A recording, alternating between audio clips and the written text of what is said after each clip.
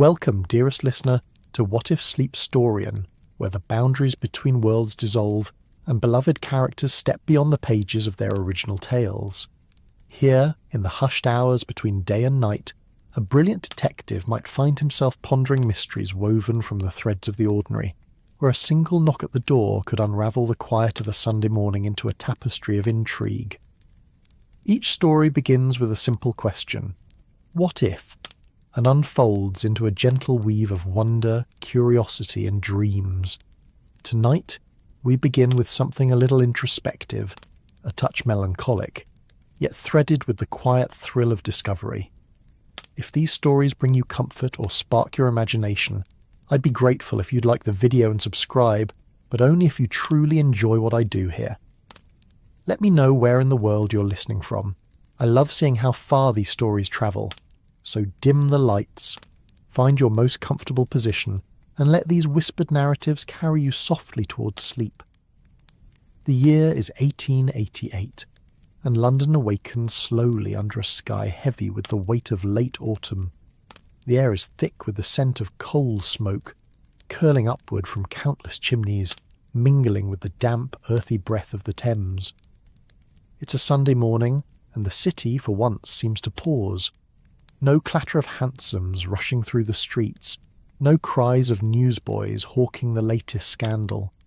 Just the soft patter of rain against cobblestones and the distant toll of church bells, their notes muffled by the fog that clings to the city like a lover reluctant to let go.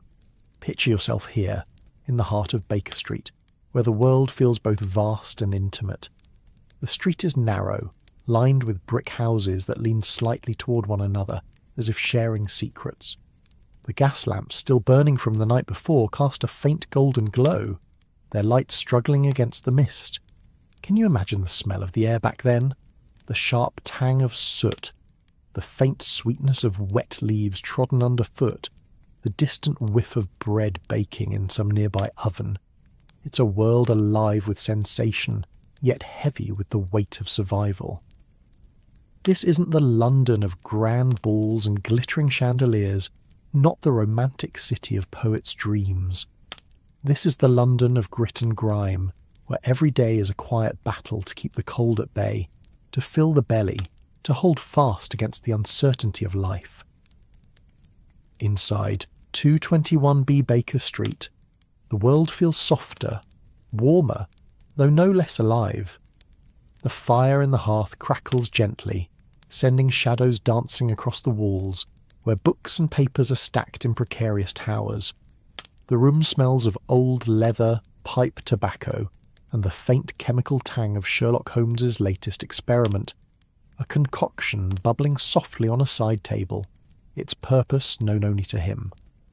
The furniture is worn but comfortable, the kind of chairs that hold the shape of their occupants like a memory. A violin rests in its open case, its strings catching the firelight, and a half-finished cup of tea sits forgotten on the mantel. This is a place of thought, of quiet chaos, where the ordinary and the extraordinary collide. Dr. John Watson sits by the window, a newspaper spread across his lap, though his eyes drift more to the street below than to the words before him. The rain has left a sheen on the cobblestones, and he watches a lone figure hurry past, umbrella tilted against the drizzle. His fingers trace the edge of the paper, the ink smudging slightly under his touch, and he breathes in the faint mustiness of the newsprint, a smell that always feels like a tether to the world outside. Watson is a man of steady habits, finding comfort in the rhythm of a quiet Sunday. His breakfast, cold toast and a smear of butter, a sip of strong tea, sits heavy in his stomach, grounding him in this moment of rare peace. The war in Afghanistan, the scars it left on his body and mind, feels distant today, softened by the warmth of the fire and the familiarity of this cluttered room. Across the room, Sherlock Holmes is anything but still. Even in repose, he's a storm contained, his long fingers tapping a restless rhythm against the arm of his chair. His eyes, sharp as a hawk's, flit from the bubbling vial on his table to the window, then back again, as if the world itself is a puzzle he cannot help but solve. His dressing gown, a deep burgundy, hangs loosely over his frame, and his hair is slightly dishevelled, as though he's run his hands through it one too many times. The air around him hums with the faint scent of his pipe, a blend of tobacco so particular it could only belong to him. Holmes is not a man made for quiet Sundays, yet here he is, caught in a rare moment of stillness, his mind whirring like a machine that never truly stops. What would it feel like to live in this world, dear listener?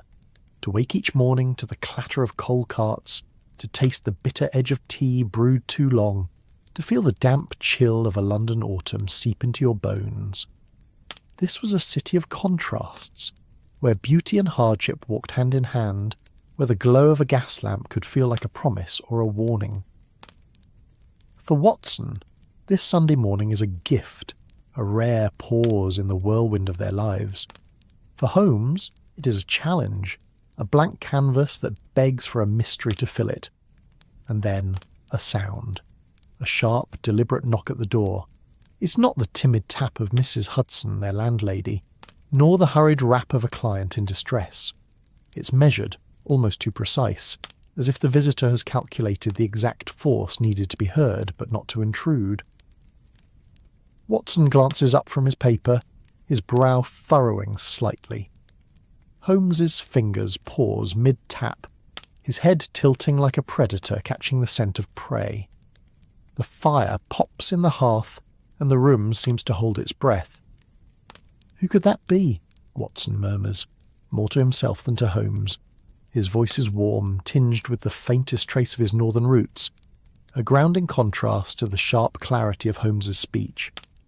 He sets the newspaper aside, the pages crinkling softly, and rises from his chair, the wood creaking under his weight. The air feels heavier now, charged with the possibility of something new. Holmes does not answer immediately. His eyes narrow, and he leans forward, elbows resting on his knees, as if the knock itself is a cipher to be decoded. "A man," he says at last, his voice low and precise, "of middle height, judging by the force and angle of the sound. He wears boots, not shoes. The resonance suggests a heavier sole, likely polished but worn at the heel. A professional perhaps, but not one accustomed to visiting Baker Street. Curious." Watson chuckles softly, a sound like the rustle of dry leaves. "You've deduced all that from a single knock?" Holmes's lips twitch. Not quite a smile, but close enough to soften the sharpness of his features. The world speaks, Watson, if one knows how to listen. A knock is as revealing as a footprint or a cigarette ash. Now, shall we see what this particular voice has to say? The knock comes again, just as measured, just as deliberate. Watson moves toward the door, his limp barely noticeable today, though the ache in his shoulder twinges as he reaches for the handle. The wood is cool under his palm, the grain worn smooth by years of use. He opens the door and the faint scent of wet wool and city damp wafts in, carried by the figure standing in the shadowed hallway. The visitor is a man, as Holmes predicted, of average height but with a presence that seems to fill the space. His coat is dark, damp at the shoulders, and his hat is tilted just enough to obscure his eyes. His hands are gloved, and in one he holds a small parcel wrapped in brown paper, tied with a piece of twine. The parcel is unremarkable, yet something about it draws Holmes's gaze immediately, his eyes locking onto it with the intensity of a man who sees not just an object, but a story. "Good morning," the man says, his voice smooth but with an edge of hesitation, as if he's not entirely sure he's in the right place. "I am looking for Mr. Sherlock Holmes."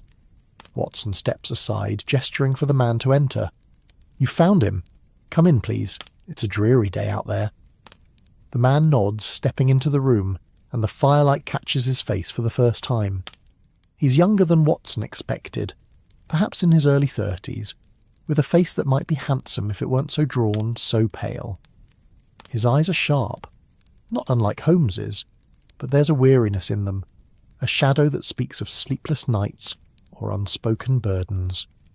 He removes his hat, revealing hair the colour of wet sand, neatly combed but slightly dishevelled by the rain. Holmes rises from his chair, his movements fluid, almost feline. "You have my attention, sir," he says, his tone deceptively light. "But I suspect you already knew you would. That parcel in your hand, It's not a gift, nor is it yours by right. A delivery, perhaps, but one you're reluctant to part with. Why? The man stiffens, his gloved fingers tightening around the parcel. For a moment the only sound is the soft crackle of the fire and the distant drip of rain from the eaves. Then he speaks, his voice quieter now, almost a whisper. "You're as perceptive as they say, Mr. Holmes. I need your help. This parcel, it's a matter of life and death. Can you feel it, listener? The shift in the air, the way a single moment can tip the balance of a quiet morning into something entirely unknown. Imagine standing in that room, the warmth of the fire at your back, the faint scent of tobacco and chemicals in the air, and the weight of a stranger's words settling over you like a fog. What would you do in a world like this, where every knock at the door could be the beginning of a mystery?" Holmes's eyes gleam, and Watson knows that look all too well. The spark of a mind that thrives on the unknown, that finds joy in the unravelling of secrets. The Sunday morning, so calm and ordinary just moments ago, is no longer a pause but a prelude. And as the visitor begins to speak, his words weaving a tale of loss and desperation, the room at 221B Baker Street becomes a stage where the ordinary meets the extraordinary and the story begins to unfold. The narrative pauses here, dear listener, not because the story ends, but because it breathes, like the city outside waiting for the next moment to unfold. Settle deeper into your blankets, let the rain and the firelight linger in your mind, and rest assured that the tale of this quiet Sunday at 221B Baker Street will continue, carrying you gently toward dreams. The fire in the hearth at 221B Baker Street snaps softly, its warmth curling through the room like a sigh, pushing back the chill of the autumn morning. Outside, the rain continues its gentle rhythm, a steady drip against the window panes blending with the distant hum of London, a city that never truly sleeps, even on a Sunday. The air inside carries the faint bitterness of Sherlock Holmes's chemical experiments, mingling with the richer notes of pipe tobacco and the lingering warmth of tea gone cold. The visitor stands just inside the doorway, his damp coat glistening faintly in the firelight, the brown paper parcel clutched in his gloved hands like a talisman. His face, now fully revealed, is pale, his eyes darting between Holmes and Watson with a mixture of hope and unease. Dr. Watson, ever the steady presence, gestures to a chair near the fire. "Please, sir, sit. You look as though you've walked through half of London to get here." His voice is warm, grounded, the kind that invites trust. He moves to the sideboard, where a decanter of brandy sits, its amber glow catching the light. The glass clinks softly as he pours a measure, the sharp, sweet scent of the liquor cutting through the room's heavier aromas. A touch of this, perhaps, to take the edge off the damp. The visitor hesitates, then nods, setting the parcel carefully on his lap as he sinks into the chair. The upholstery creaks under his weight, and he removes his gloves, revealing hands that are steady but marked with faint ink stains, the kind that speak of long hours at a desk. "Thank you, Doctor Watson," he says, his voice low, almost lost in the crackle of the fire. "My name is Edward Carver. I didn't know where else to turn." Sherlock Holmes remained standing, his long frame casting a shadow across the cluttered rug. His eyes, sharp and unyielding, fix on the parcel, though his expression remains unreadable, a mask of curiosity and calculation. He leans against the mantel, one hand resting lightly on the edge, his fingers brushing the cold metal of a letter opener left there carelessly. "Mr. Carver," he says, his voice a low, measured cadence, "you've come to me with a matter you claim is life and death, yet you hesitate. The parcel you carry is not yours, nor is it a simple delivery. Its weight troubles you, not physically, but in what it represents. Tell me, what is it, and why does it bring you to my door?" Carver's fingers tighten around the glass of brandy, the liquid trembling slightly as he lifts it to his lips. The taste is sharp, warming, but it does little to ease the tension in his shoulders. He sets the glass down, the clink against the table a small deliberate sound in the quiet room. "It's not just the parcel," he begins, his voice gaining strength as he speaks. "It's what it contains, what it means. I'm a clerk, Mr. Holmes, at a small firm in the city. Nothing grand, just ledgers and contracts, the sort of work that keeps London's wheels turning. But 3 days ago, I was entrusted with this." He gestures to the parcel, its twine frayed slightly at the edges, as if handled too often. "It was given to me by my employer, Mr. Harrow, with strict instructions to deliver it to a man I'd never met. No name, no address, just a time and a place. A street corner in Whitechapel, tomorrow night." Watson, now seated across from Carver, leans forward, his brow furrowing. The firelight catches the faint scars on his knuckles, remnants of a life less gentle than this moment suggests. "Whitechapel," he says, his tone tinged with concern. "That's no place for a late-night errand, Mr. Carver. The papers are full of grim tales from those streets." He glances at Holmes, whose expression remains impassive, though his eyes flicker with interest at the mention of Whitechapel, a place where shadows hold more than just darkness. Holmes steps closer, his movements deliberate, like a cat circling its prey. He kneels before Carver, his gaze fixed on the parcel. "May I?" he asks, though it's less a question than a command. Carver hesitates, then hands it over, his fingers lingering as if reluctant to let go. Holmes turns the parcel in his hands, his touch light but precise, as if he's reading its surface like a map. The paper is coarse, slightly damp from the rain, and the twine is knotted with an unusual precision. A sailor's knot, perhaps, or something more obscure. "Heavy for its size," Holmes murmurs, almost to himself. "Not books, nor papers alone. Something metallic, perhaps, or densely packed. And the wrapping. Common butcher's paper, but the twine is of a finer make, imported, likely from the continent. Curious." Carver watches, his breath catching slightly. "I haven't opened it," he says quickly. "I was told not to. Mr. Harrow was insistent. He said it was of utmost importance that lives depended on it. But when I asked questions, he grew angry, told me to do my job and nothing more. I've worked for him for 5 years, Mr. Holmes, and I've never seen him like that. Pale, sweating, his hand shaking as he handed it to me." Holmes sets the parcel on the table, his fingers lingering on the twine for a moment longer. "And yet you didn't deliver it as instructed," he says, his voice soft but piercing. "You're here instead, risking your employer's wrath. Why?" Carver's eyes drop to the floor where the rug's faded patterns seem to hold his attention. The room is warm, but a chill seems to settle over him, as if the weight of his story is a cold hand on his shoulder. "Because of what happened afterward," he says, his voice barely above a whisper. "The next day Mr. Harrow didn't come to the office. His desk was empty, his coat gone from the rack. No one's seen him since. And then last night, I was followed. A man in a dark coat, his face hidden by a scarf. He kept his distance, but I felt his eyes on me, all the way from the office to my lodgings. I didn't sleep, Mr. Holmes. I couldn't. And this morning, I knew I had to come to you. Can you imagine the weight of that, dear listener? To carry a secret you don't understand, to feel the city's eyes on you, watching from every shadowed alley. Picture yourself in Carver's place, the parcel in your hands, its contents a mystery that pulls at your thoughts like a tide.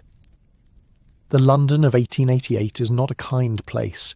It's a city of flickering gaslight and narrow streets, where survival means keeping your wits as sharp as a blade.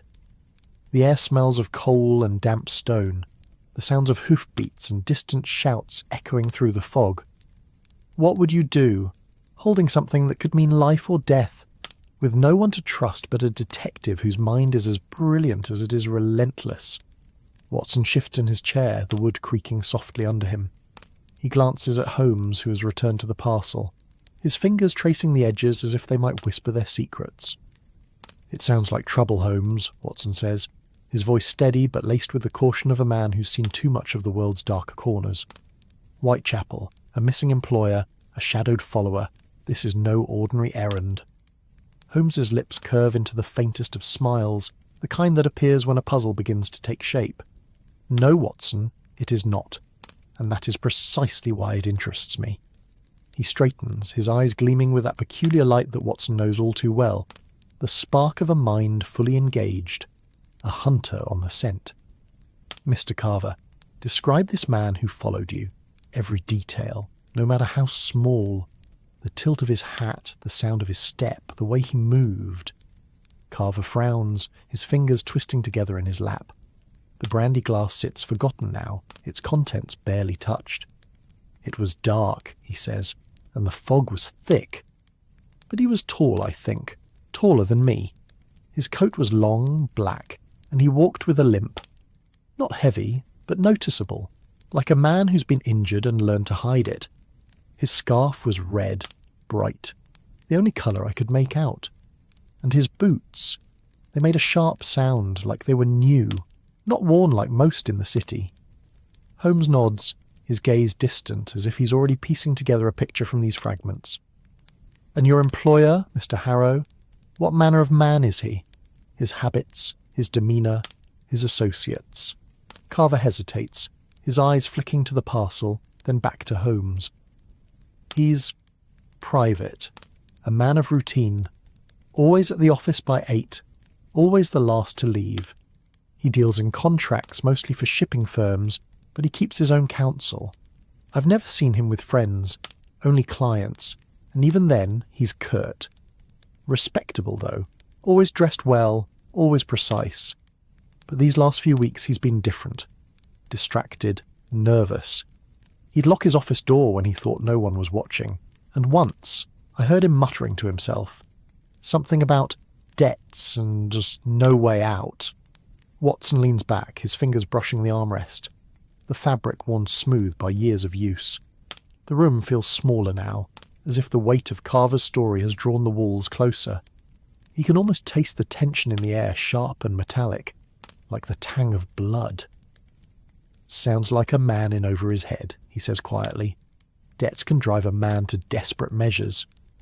Holmes's eyes flick to Watson, a silent acknowledgement of his friend's insight before returning to Carver. And this parcel, he says, his voice low, almost hypnotic. You've not looked inside, yet you suspect it holds something dangerous. Why? Carver swallows, his throat working visibly. Because of how he gave it to me. He looked, I'm afraid, not of me, but of what he was doing. He said, "Don't let it out of your sight, Edward. Not for a moment." And the way he said my name, it wasn't like him. It was personal, like he was pleading. Holmes picks up the parcel again, turning it slowly in his hands. The firelight catches the edges of the paper, casting faint shadows that dance across his face. "Then let us see what secrets it holds," he says, his voice barely above a whisper. He reaches for the letter opener, its blade glinting as he slides it under the twine. The knot gives way with a soft snap, and the paper falls open, revealing a small wooden box, its surface plain but polished, with a faint carving on the lid. A symbol, perhaps, though too worn to decipher in the dim light. Watson leans forward, his breath catching. "Careful, Holmes," he murmurs, his hand instinctively moving to the revolver he keeps in his pocket, a habit from darker days. The box feels like a presence in the room, its weight more than physical, as if it carries the secrets of a city that never sleeps. Holmes's fingers hover over the lid, his eyes locked on Carver's. "Are you certain you wish to know what lies within, Mr. Carver?" he asks, his voice soft but heavy with implication. "Once a secret is revealed, it cannot be undone." Carver nods, his face pale but resolute. "I have to know," he says. "I can't carry this any longer." The lid creaks as Holmes lifts it, the sound sharp in the quiet room. Inside, nestled in a bed of coarse cloth, lies a small glinting object, a key, its surface etched with intricate patterns, unlike any Watson has ever seen. It's heavy, old, and unmistakably valuable, not for its material but for what it might unlock. Can you feel the shift, dear listener? The way a single object can change the course of a morning, a day, a life. Imagine standing in that room, the fire's warmth at your back, the scent of tobacco and rain in the air, and the weight of a mystery unfolding before you. What would you do, holding a key to an unknown lock in a city where every door hides a story?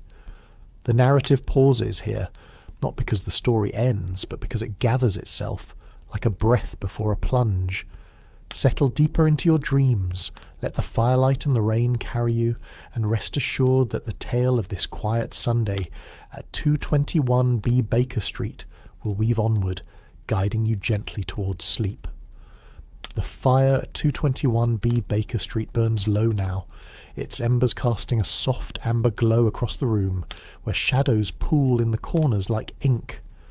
The air holds the faint bitterness of Sherlock Holmes's chemical vials, now pushed to the edge of the table, overshadowed by the small wooden box that sits open before him. The key within, its intricate etchings glinting in the firelight, seems to hum with a quiet menace, as if it carries the weight of secrets yet unspoken. Outside, the rain has softened to a drizzle, a gentle patter against the windows blending with the distant creak of a cartwheel on Baker Street's cobblestones. The city breathes, its pulse slow but relentless, a reminder that even on a Sunday, London never truly rests. Dr. Watson sits forward, his hands clasped, his eyes fixed on the key. The warmth of the room presses against his skin, but there's a chill in his spine, a soldier's instinct that trouble is near. The scent of brandy lingers in the air, faint now as Edward Carver, their visitor, grips the arms of his chair, his knuckles pale against the dark wood. His face, lit by the fire, is a map of worry. His breath uneven as he watches Holmes, who holds the key between his fingers, turning it slowly as if it might speak. Sherlock Holmes's eyes are narrow, his expression one of fierce concentration, though his voice, when he speaks, is soft, almost soothing, like a lullaby woven with steel. "A key, Mr. Carver," he says, his words measured, deliberate, "but not to any common lock. The craftsmanship is old, likely pre-Victorian, and the etchings, see here, the faint spiral pattern, suggest a lock of some complexity, perhaps a safe or a mechanism of particular significance. Yet you were told to deliver it to a stranger in Whitechapel, under cover of night. Tell me, what did your employer say of this meeting? Every word, every gesture." Carver swallows, his throat working visibly. The fire pops, sending a spark skittering across the hearth, and he flinches as if the sound were a gunshot. "Mr. Harrow was vague," he says, his voice low, trembling at the edges. "He said only that I was to meet a man at the corner of Dorset Street and Commercial Road at midnight tomorrow. He described him, tall, thin, with a scar across his left cheek. I was to hand over the parcel and walk away, no questions, no lingering. But his eyes, Mr. Holmes, they were wild, like a man who'd seen something he couldn't unsee. He kept looking over his shoulder, as if someone were watching, even in his own office." Watson shifts, the chair creaking beneath him, the sound grounding in its familiarity. He can still taste the faint bitterness of his earlier tea, now cold in the cup beside him, and the scent of wet wool from Carver's coat lingers, a reminder of the city's damp embrace. "Dorset Street," he murmurs, his voice heavy with unease. "That's the heart of Whitechapel, Holmes, a place where men don't linger unless they're desperate or dangerous." His fingers brush the edge of his waistcoat where the weight of his revolver rests, a silent reassurance. Holmes sets the key back in its box, his movements precise, almost reverent.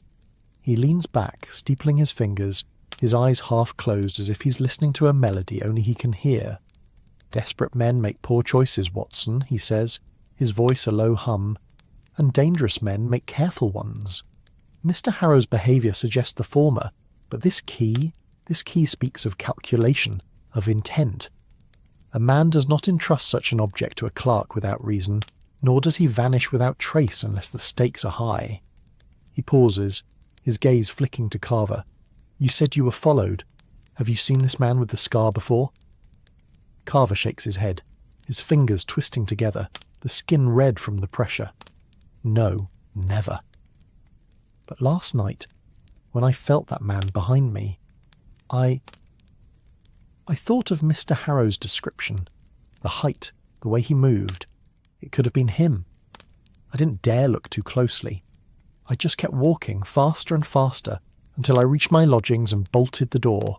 His voice breaks, and he looks down, as if ashamed of his fear. The room feels smaller now, the air thick with the weight of his words. Can you imagine it, dear listener? The fog of Whitechapel curling around you, the gas lamps casting their feeble glow, the sound of your own footsteps echoing on the wet cobblestones.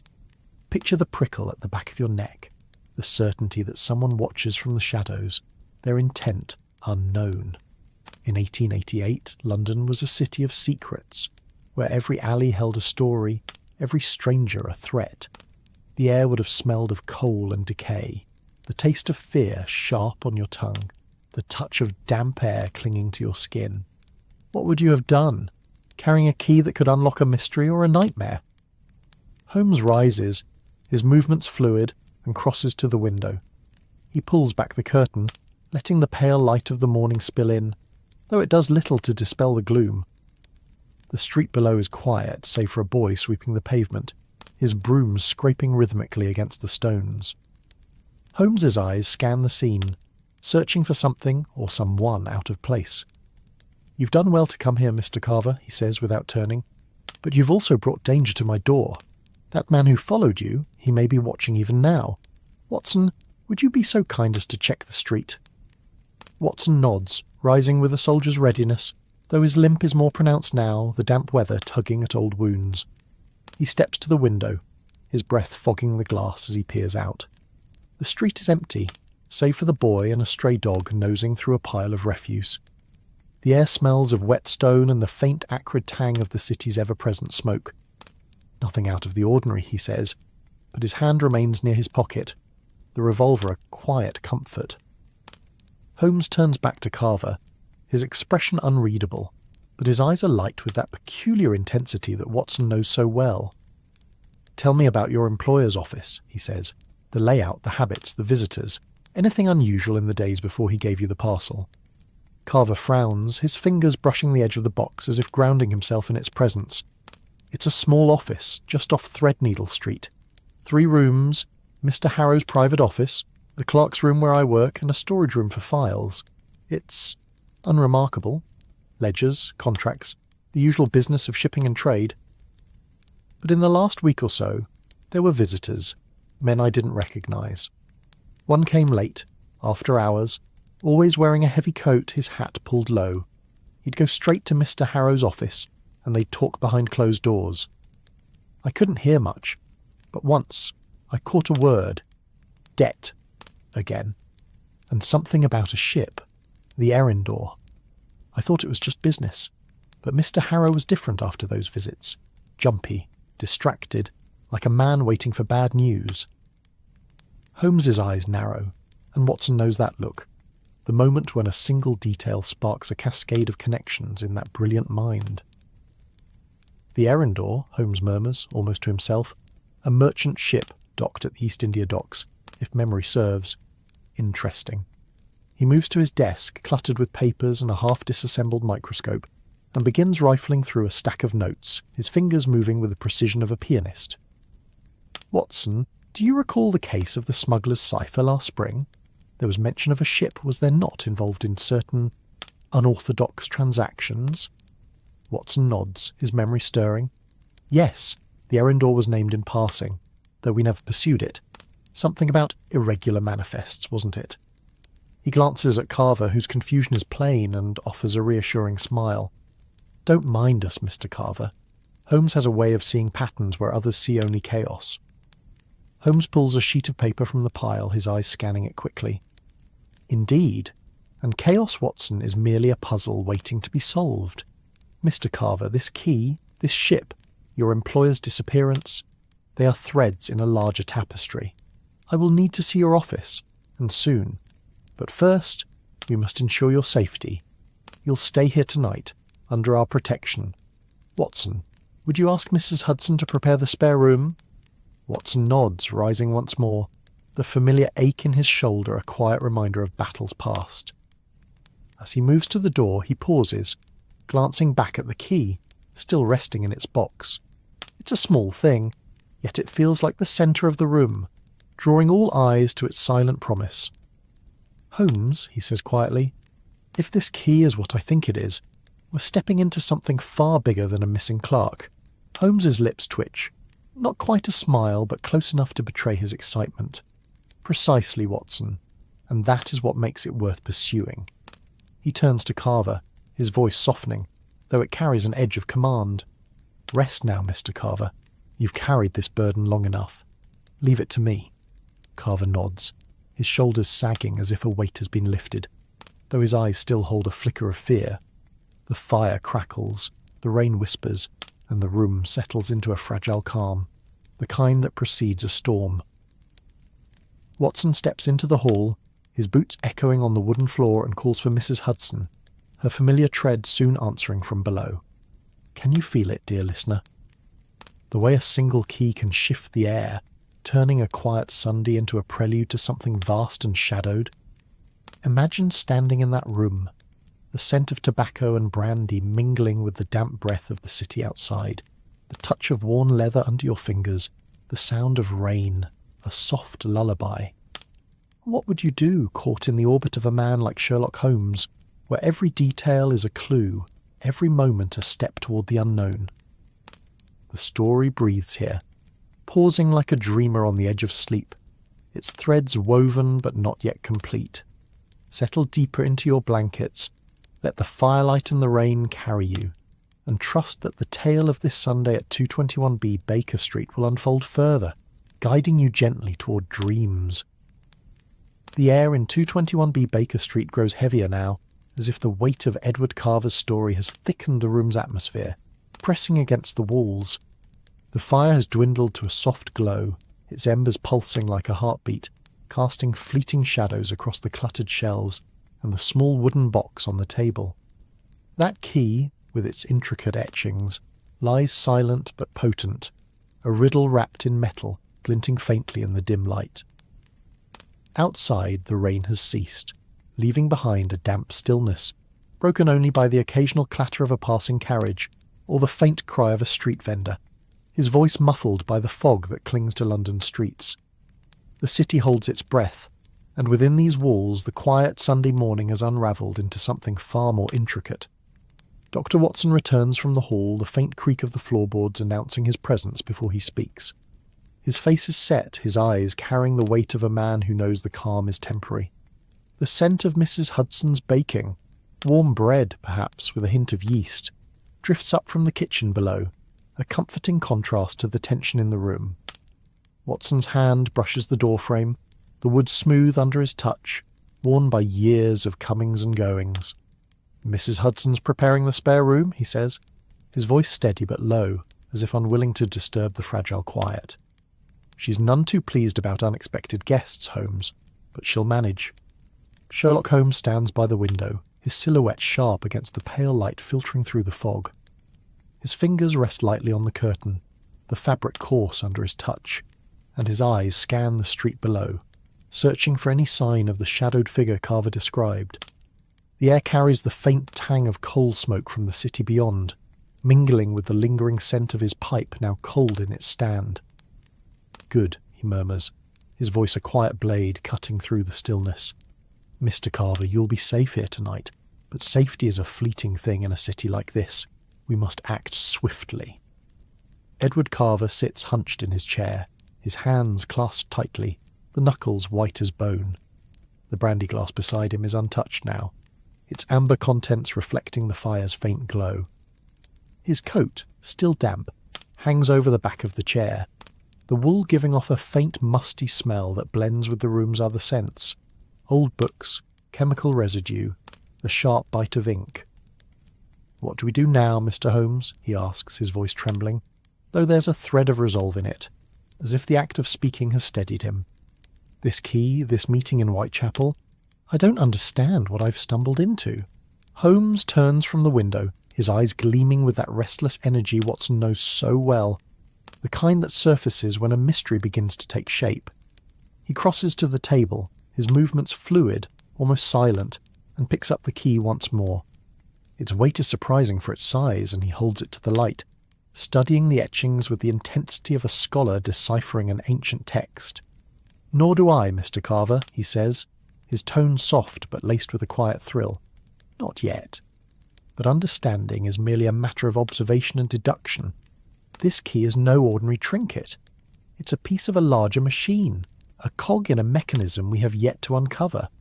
The errand door, your employer's disappearance, the man who followed you, these are not separate events but parts of a single narrative." Watson settles into his chair, the familiar creak of the wood a small comfort. He leans forward, his elbows on his knees, the faint ache in his shoulder a reminder of the day's damp chill. "You're thinking of smuggling, aren't you?" he says, his voice low, thoughtful. "The errand door, those irregular manifests we heard about last year. And Whitechapel's a perfect place to move goods no one wants seen. But a key? What could it unlock that's worth all this secrecy?" Holmes's lips twitch, a shadow of a smile. "Precisely the question, Watson, and one we shall answer before this night is through." He sets the key down and moves to his desk, where a small brass lamp casts a warm circle of light. He pulls a notebook from the chaos of papers, its pages filled with his meticulous scrawl, and begins to write, his pen scratching softly against the paper. "Mr. Carver, describe the storage room in your office. Every detail, shelves, contents, locks, anything out of place." Carver frowns, his fingers brushing the armrest, the fabric worn but soft under his touch. The fire's warmth is fading, and he pulls his coat closer, as if to ward off the chill of memory. "It's a small room," he says, "crowded with filing cabinets and crates, old contracts mostly, and shipping records going back years. There's a safe in the corner, heavy, with a combination lock. Mr. Harrow used it for important documents, though I've never seen inside. The room's always locked, and only he has the key, or had it, I suppose. But last week, I noticed something odd. One of the crates was new, not like the others. It was smaller, made of dark wood, and it had a strange lock, not like anything I'd seen before. I thought it was just new stock, but now..." Holmes's pen pauses, his eyes narrowing. "A strange lock," he repeats, his voice almost a whisper. "Describe it." Carver hesitates, his brow furrowing as he tries to recall. It was small, circular, with carvings around the edge, spirals like on the key. I only saw it for a moment when I was fetching a file. Mr. Harrow came in and shut the door quickly, telling me to mind my own business. Holmes exchanges a glance with Watson, a silent conversation passing between them. Watson's hand twitches, as if reaching for the revolver he keeps close, and he leans back, his eyes fixed on the key. "Sounds like our key might fit that lock," he says, his voice steady but heavy with implication. "And if it does, what's inside the crate could explain why Harrow's gone missing, and why Carver's being followed." Holmes nods, his fingers drumming a soft rhythm on the desk. "Indeed. But we must see this crate for ourselves. Mr. Carver, you'll accompany us to your office tonight. The cover of darkness will serve us well." He rises, moving to the coat rack where his greatcoat hangs, its fabric heavy with the scent of London streets, damp wool, coal dust, and a faint trace of tobacco. "Watson, bring your revolver. I suspect we'll need more than a deduction before this is over." Watson stands, his movements deliberate, the soldier in him rising to the surface. He checks his revolver, the metal cool and familiar in his hand, and slips it into his pocket. The air feels charged now, the quiet of the morning giving way to the pulse of anticipation. "You're sure about this, Holmes?" he asks, though he already knows the answer. "Whitechapel at night is no place for a stroll." Holmes's eyes gleam, a spark of mischief in their depths. "Nor is it a place for cowardice, Watson. We've faced worse than shadows in the fog." He turns to Carver, who looks smaller now as if the weight of the mystery has pressed him into the chair. "Stay close, Mr. Carver, and tell no one of this. Not a word, not a glance. Your life may depend on it." Can you feel the shift, dear listener? The way a quiet morning can spiral into a night of secrets, where every step into the fog carries the weight of the unknown. Imagine yourself in their place. The cool metal of a key in your hand, the damp air of London against your skin, the faint taste of coal dust on your lips. The city is alive around you. It sounds. Hoofbeats, distant shouts, the creak of a shutter, blending into a symphony of suspense. What would you do standing on the edge of a mystery with a man like Sherlock Holmes leading the way? They leave the warmth of 221B behind, stepping into the hall, where the air is cooler, scented with the faint mustiness of old wood and the lingering warmth of Mrs. Hudson's kitchen. The stairs creak under their weight, each step a descent into the unknown. Outside, the fog has thickened, wrapping Baker Street in a shroud that muffles sound and blurs the edges of the world. Holmes pulls his coat tighter, his scarf a dark slash against the pale mist, and Watson follows, his hand never far from his pocket. Carver trails behind, his steps hesitant, the parcel no longer in his hands, but its weight still heavy on his shoulders. The street is quiet, save for the soft drip of water from the eaves and the occasional scuff of a boot on the cobblestones. The gas lamps cast pools of light, their glow struggling against the fog, and the air smells of wet stone and the faint, acrid bite of the city's breath. They move quickly, their footsteps echoing in the stillness toward the heart of London, where answers, and perhaps danger, await. The story pauses here, dear listener, not because it ends, but because it gathers strength, like a river before a fall. Let the fog and the firelight linger in your mind, wrap yourself in the quiet of this moment, and trust that the tale of this Sunday at 221B Baker Street will carry you forward, softly toward dreams. The fog of London wraps around Sherlock Holmes, Doctor. Watson and Edward Carver like a living thing, its damp tendrils curling through the narrow streets as they move away from the warmth of 221B Baker Street.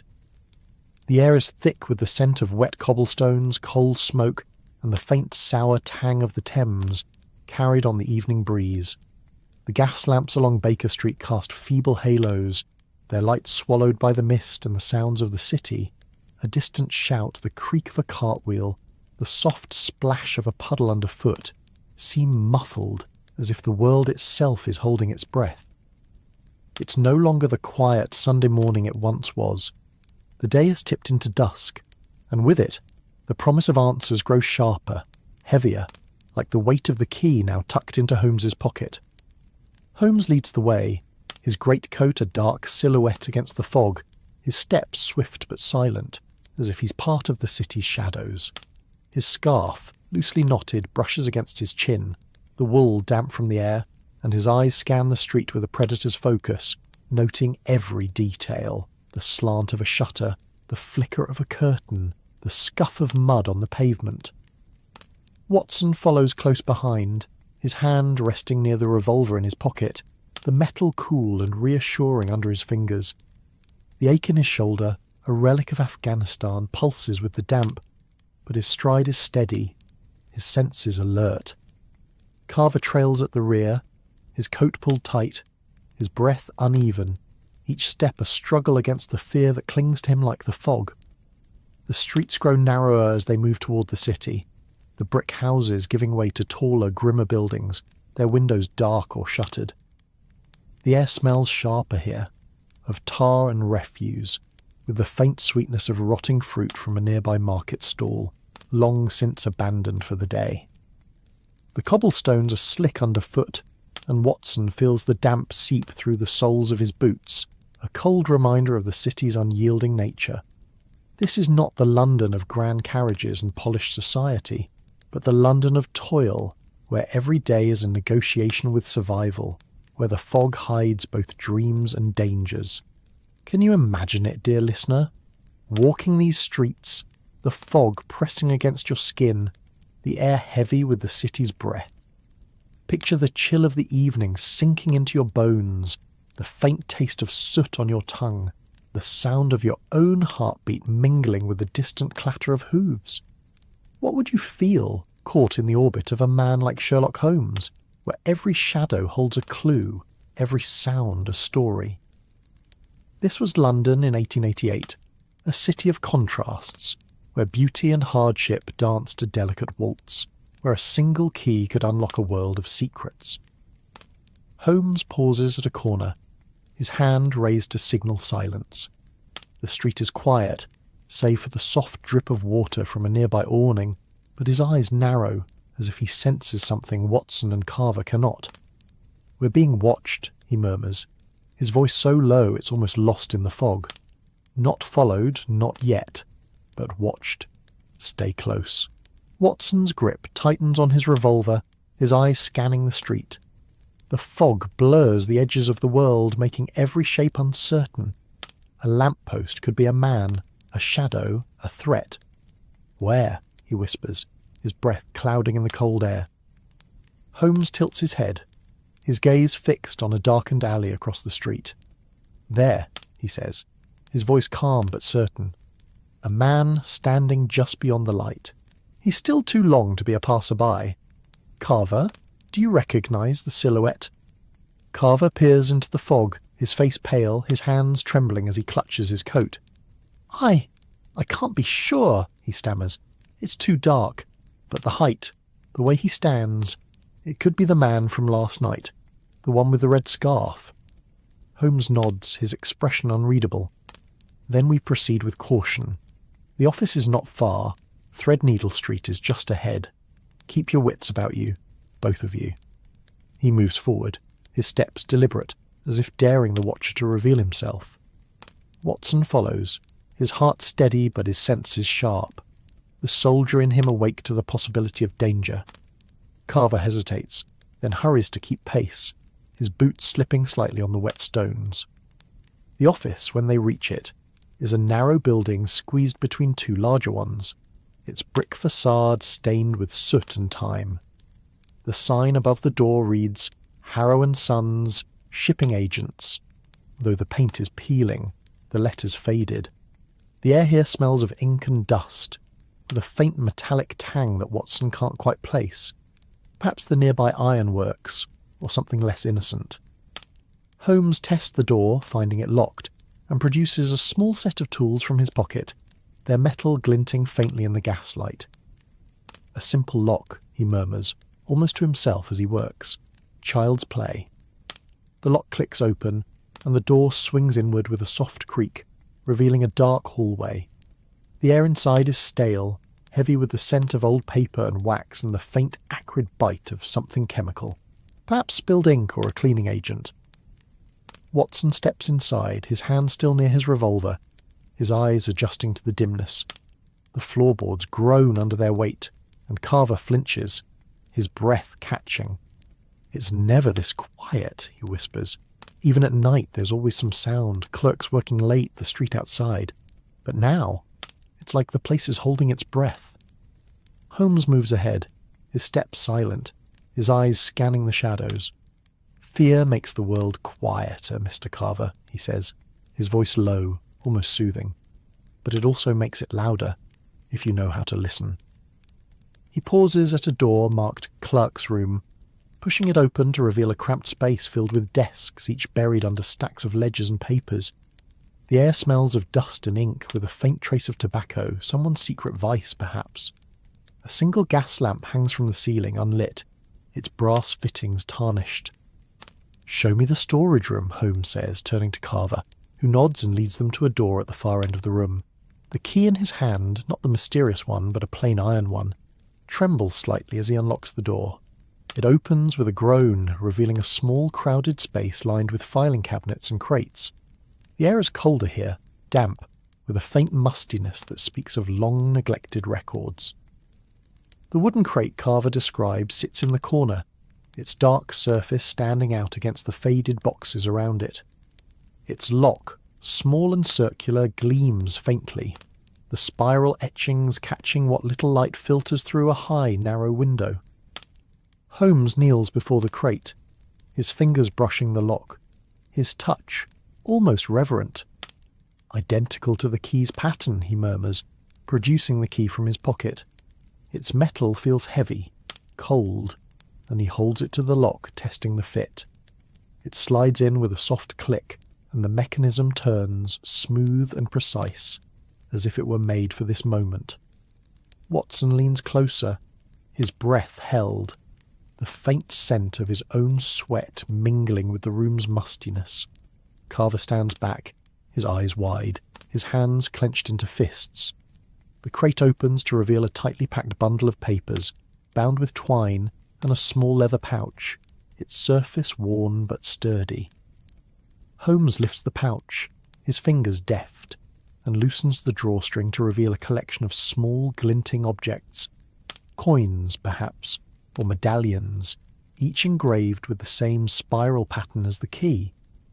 Not currency, Holmes says, his voice low, almost a whisper. Tokens, perhaps, or markers. A private system, used by those who wish to remain unseen. He sets the pouch aside and unties the papers, scanning them quickly. Shipping manifests, but altered. Dates changed. Cargoes listed as grain, but marked with symbols that suggest something else entirely. Opium, perhaps, or worse. Watson's brow furrows, his hand still near his revolver. Smuggling, then, he says, his voice heavy, and Harrow was in deep. But why the key? Why not just deliver the papers? Holmes's eyes gleam, a spark of triumph in their depths. Because the key is the proof, Watson. The papers are evidence, but the key, its lock, its tokens, ties this to something larger. A network, perhaps, operating in the shadows of London's docks. The Erindor is no mere merchant ship, and Mr. Harrow's disappearance is no coincidence. He turns to Carver, who looks as if he might collapse under the weight of the revelation. You were meant to deliver this key to someone who expected it, someone who would know its value. But your employer's fear suggests he crossed them, or tried to. Carver shakes his head, his voice barely audible. I didn't know, he says. I just did what I was told.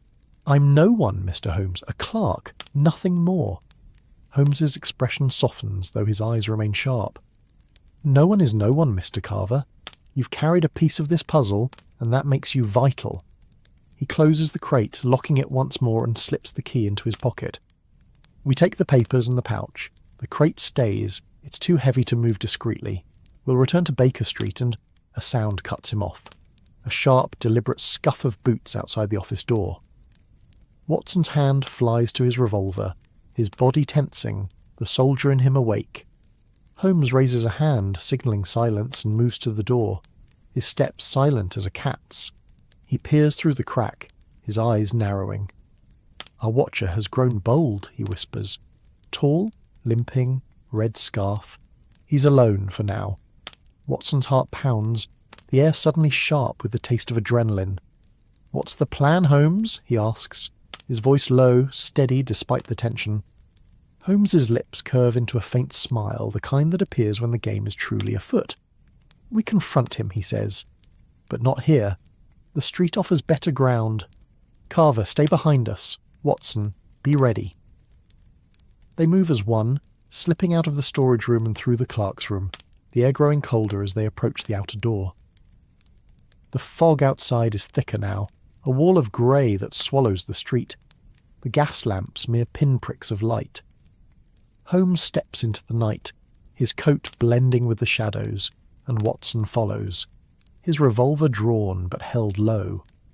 Carver stumbles behind, his breath ragged, the pouch and papers clutched to his chest. The man with the red scarf stands across the street, his silhouette barely visible in the fog. His limp is noticeable now, a slight hitch in his step as he turns to face them. His scarf, bright against the gloom, is the only clear detail, a slash of colour in the monochrome world. You have something that doesn't belong to you, he calls, his voice low with a faint accent Watson can't place. Hand it over, and no one gets hurt. Holmes steps forward, his voice calm but cutting. And you, sir, have been following a man who sought my help. Tell me, what is the key worth to you, and what is Erindor hiding? The man stiffens, his hand moving to his coat, and Watson raises his revolver, the metal cold against his palm. Don't, he warns, his voice steady, the soldier's calm settling over him. The fog swirls, the air thick with the scent of damp stone and danger, and for a moment the world narrows to this single confrontation. Can you feel it, dear listener? The pulse of the city around you. the weight of a mystery in your hands, the chill of the fog against your face. Imagine standing there, the taste of fear and resolve on your tongue, the sound of your own breath loud in your ears. What would you do facing a shadow in the night, with Sherlock Holmes at your side? The story holds its breath here, dear listener, gathering its strength like a wave before it crashes. Let the fog and the gaslight linger in your mind, wrap yourself in the quiet tension of this moment, and trust that the tale of this Sunday at 221B Baker Street will unfold further, carrying you gently toward dreams. The fog of London clings to the street like a shroud, its damp fingers curling around Sherlock Holmes, Doctor. Watson and Edward Carver as they stand frozen, facing the man with the red scarf. The air is heavy with the scent of wet stone and coal, the faint metallic tang of the city's underbelly cutting through the mist. The gas lamps flicker, their light struggling to pierce the gloom, casting the stranger's silhouette into sharp relief. A tall figure, his limp barely noticeable now, his scarf a vivid slash of crimson against the grey. His voice, low and edged with a foreign lilt, hangs in the air, a challenge unanswered. Hand it over, and no one gets hurt. Holmes stands motionless, his greatcoat blending with the shadows, his eyes locked on the man's obscured face. His fingers, tucked into his pocket, brush the cold metal of the key, its intricate etchings a silent promise of secrets yet to be unravelled. Watson, revolver in hand, holds his ground, the weapon steady despite the chill seeping through his coat, the damp fabric clinging to his shoulders. The taste of adrenaline is sharp on his tongue, mingling with the ever-present soot of the city, and his eyes dart between Holmes and the stranger, ready for the slightest movement. Carver, clutching the pouch and papers to his chest, trembles, his breath uneven, the weight of the moment pressing him into the cobblestones. The street is silent save for the soft drip of water from a nearby gutter and the distant clatter of a hansom cab, its wheels muffled by the fog. This is London at its rawest, a city of hidden corners and whispered threats, where survival demands a keen ear and a steady hand. The air feels alive, charged with the tension of a moment that could tip into violence or revelation. Can you picture it, dear listener? The fog wrapping around you, cold and clammy, the faint smell of tar and decay filling your lungs, the sound of your own heartbeat loud in the stillness. What would you do, standing in the shadow of a mystery, with a man like Sherlock Holmes leading the charge? Holmes's voice breaks the silence, calm but cutting, a blade sheathed in velvet. You speak of ownership, sir, but you've yet to prove your claim. The key, the papers, why do they matter so much that you would follow a clerk through the fog? And what is Errandor to you? His tone is almost conversational, but there's a weight to it, a challenge that dares the man to reveal more than he intends. The stranger shifts, his limp more pronounced now, as if the effort of standing still has worn him down. His hand hovers near his coat, and Watson's grip tightens on the revolver, his finger resting lightly on the trigger. "You're meddling in things you don't understand, Mr. Holmes," the man says, his voice low, almost a growl. "The key isn't yours to keep, and neither are the papers. Give them to me and walk away. You don't want this fight." Holmes's lips curve into a faint smile, the kind that Watson knows signals danger. Not for Holmes, but for the man who thinks he can outwit him. "I never walk away from a puzzle," Holmes says, his voice soft, hypnotic. "And you, sir, are a piece of it. Your accent, Prussian perhaps, with a hint of the docks. Your limp suggests an injury, recent but not fresh, likely from a fall or a fight. And that scarf, too fine for a common thug, yet you wear it like a mask. Who are you hiding from? Not me, surely." The man stiffens, his hand twitching toward his coat, and Watson steps forward, his revolver raised. "Don't try it," he says, his voice steady, the soldier's calm settling over him like a second skin. The fog swirls around them, the air cold and damp carrying the faint scent of oil from the nearby lamps. "We're not here to play games. Answer him." For a moment, The world holds its breath. The man's eyes, barely visible beneath the brim of his hat, flicker with something. Anger, fear, calculation. Then, with a slow, deliberate movement, he raises his hands, palms open, as if to signal peace. "You're a clever man, Mr. Holmes," he says, his voice quieter now, almost resigned. "But cleverness won't protect you from what's coming. The key opens more than a crate. It opens a door to men who don't forgive. Keep it, and you'll regret it." Holmes steps closer, undeterred, his eyes gleaming with that relentless curiosity that drives him. "Then tell me about these men," he says. "Who are they? What do they want with the Erindor? And why does a shipping clerk's disappearance matter so much that you'd risk confronting me in the open?" The man hesitates, his scarf shifting slightly as he breathes, revealing a faint scar across his cheek, the mark Carver described. "Harrow was a fool," he says at last, his voice barely above a whisper. He thought he could play both sides, take their money and keep their secrets. But secrets have a way of getting out, and when they do, men like me clean up the mess.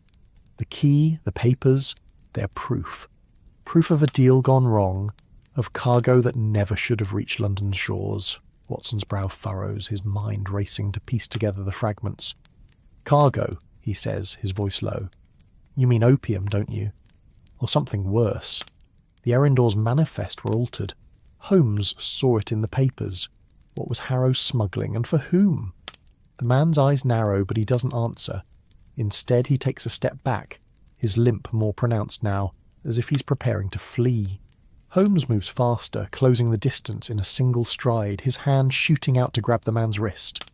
The stranger twists, surprisingly agile, and pulls free, his coat flapping as he turns and vanishes into the fog, his footsteps uneven but swift on the cobblestones.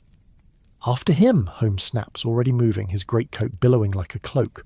Watson follows, his boots pounding the pavement, the revolver still in hand. Carver stumbles behind, clutching the pouch and papers, his breath ragged as he struggles to keep up. The fog swallows the street, turning it into a maze of shadows and half-seen shapes. The air is cold, sharp, with the scent of damp earth and refuse, and Watson feels the strain in his lungs, the old wound in his shoulder throbbing with each step. They round a corner, the gas lamps casting fleeting light, and catch a glimpse of the red scarf ahead, a beacon in the gloom. Holmes is relentless, his long legs eating up the distance, his eyes fixed on the figure weaving through the fog. Watson pushes himself harder, ignoring the ache in his leg, the soldier's discipline driving him forward. "Holmes, we can't lose him," he calls, his voice muffled by the mist.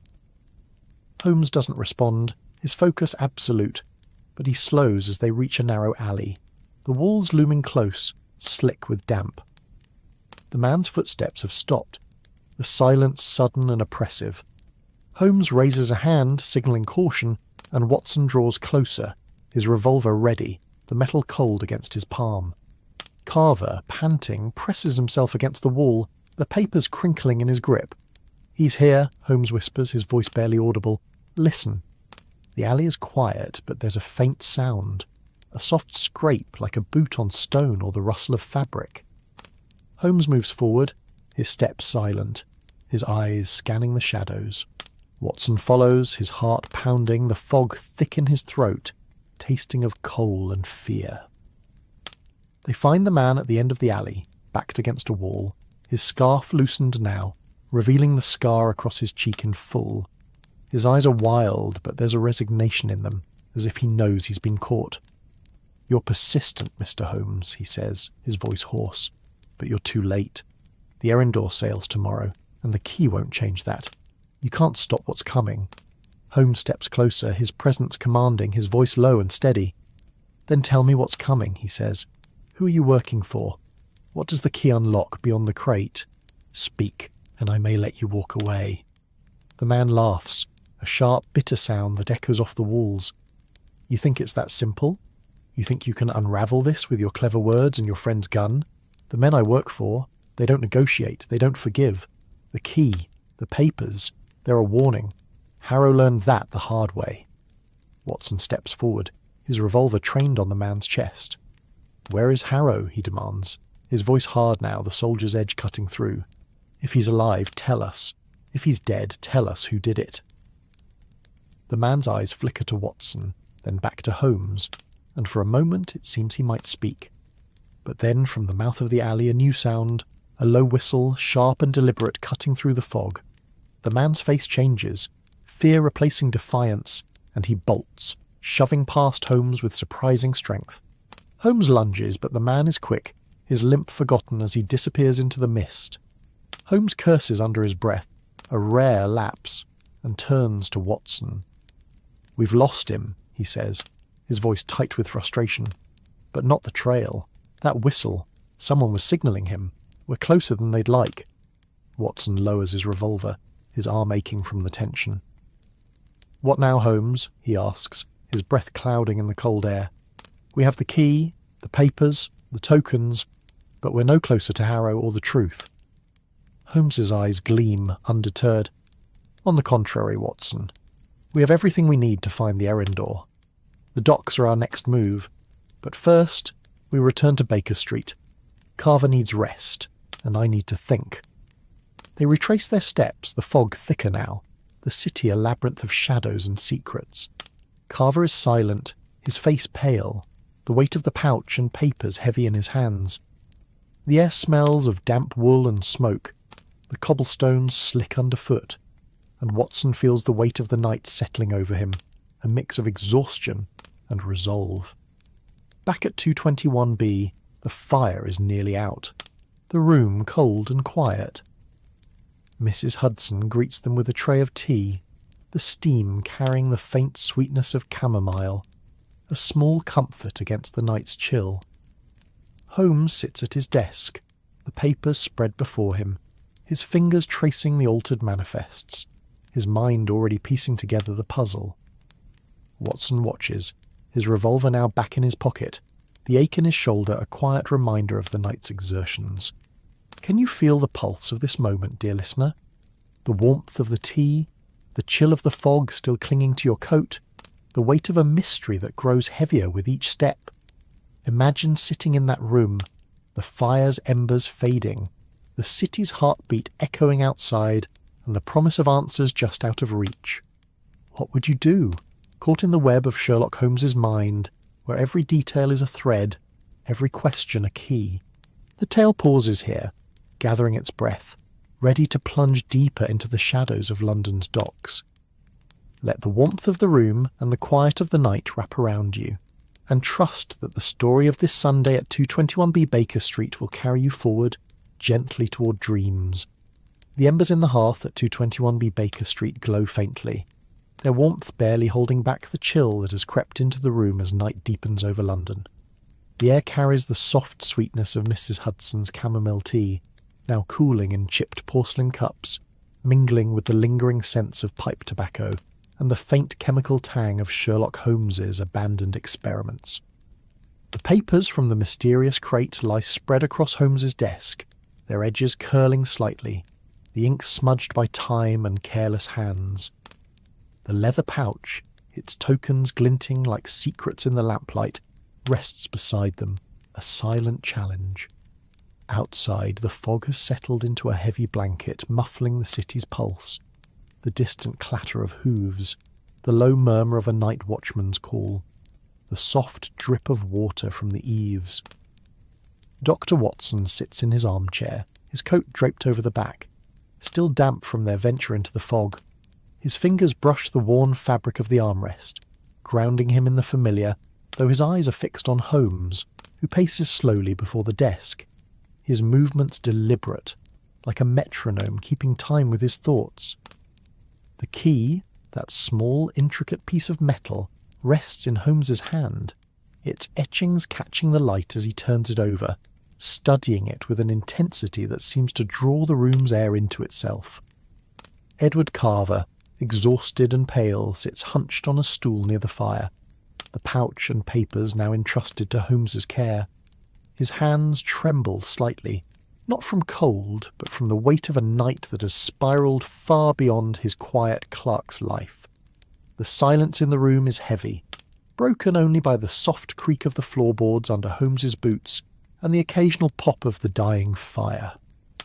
Watson leans forward, his voice low, steady, the soldier's calm still holding, despite the ache in his shoulder and the unease in his gut. "Holmes," he says, "that man in the alley, he knew more than he let on. The Erindor, the key, Harrow's disappearance, it's all connected, isn't it? But what are we walking into? A smuggling ring? Something worse?" Holmes pauses, his fingers stilling on the key, his eyes distant, as if seeing beyond the walls of Baker Street. "Worse, Watson," he murmurs, his voice soft but laced with a quiet thrill. "Smuggling is a petty crime, a game for small minds. This is something larger. The tokens, the altered manifests, the key's craftsmanship, they suggest a network, organised and ruthless, operating in the shadows of London's docks. The Erindor is not just a ship, it's a conduit, a link in a chain that stretches far beyond Whitechapel." Carver shifts, his stool creaking, his voice barely above a whisper. "Mr. Harrow never spoke of such things," he says, his eyes fixed on the fire, as if seeking answers in its fading glow. "He was a careful man, proper, but these last weeks, he was different, frightened. He'd lock his office door even when I was there, and once I saw him burn a letter in the grate, his hands shaking. I thought it was just business troubles, debts maybe. But now..." His voice trails off and he looks to Holmes, his face a map of fear and confusion. Holmes sets the key down, his movements precise, and picks up one of the manifests, his eyes scanning the scrawled notes and cryptic symbols. "Debts, yes," he says, "but not the kind paid in coins. Your employer, Mr. Carver, was entangled in something far more dangerous. A debt of loyalty, perhaps, or information. These papers..." He taps the manifest, the sound sharp in the quiet room. "List cargo as grain, but the quantities and dates are inconsistent, deliberately so. And these symbols, here and on the tokens, are not mere decoration. They're a code, a mark of belonging, used by those who trade in secrets as much as goods." Watson rises, crossing to the desk, his boots heavy on the rug.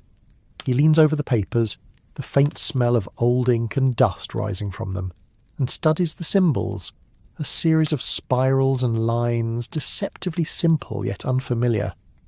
"A code," he says, his voice thoughtful. "Like the ciphers we've seen before, but this feels older, more deliberate. Could it be a secret society? One of those underground groups the papers whisper about?" Holmes's lips twitch, a shadow of a smile. "You're not far off, Watson. But societies, secret or otherwise, thrive on order, and this feels chaotic, desperate.